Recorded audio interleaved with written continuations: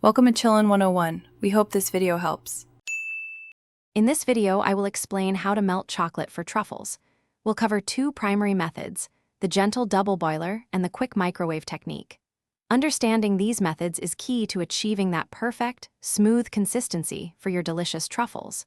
We'll also discuss important tips to ensure your chocolate is beautifully tempered, giving your truffles a professional, glossy finish and preventing any dullness. Let's get started on creating some amazing treats. For the double boiler method, you'll need a heat-proof bowl and a saucepan. Fill the saucepan with about 1 inch of water and bring it to a gentle simmer. Place your bowl with finely chopped chocolate over the simmering water, making sure the bottom of the bowl does not touch the water. The steam will gently melt the chocolate. Stir occasionally until it's about 2/3 melted, then remove from heat and stir until completely smooth. If you're short on time, the microwave method is a great option. Start by chopping your chocolate into small, uniform pieces. This helps it melt evenly. Place the chocolate in a microwave-safe bowl and heat it on medium power for 30-second intervals. After each interval, remove the bowl and stir the chocolate thoroughly.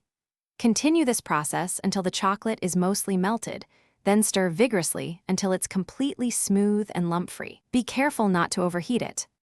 To achieve truly perfect melted chocolate for your truffles, remember a few crucial points. First, absolutely no water or steam should touch your chocolate, or it will seize and become unusable. Aim for a final temperature between 90 and 92 degrees Fahrenheit for optimal consistency and temper. Always use a clean, dry rubber spatula to scrape down the sides of your bowl, ensuring all the chocolate is evenly melted and incorporated. Enjoy making your delicious truffles. Thanks for watching. Consider subscribing if we helped you.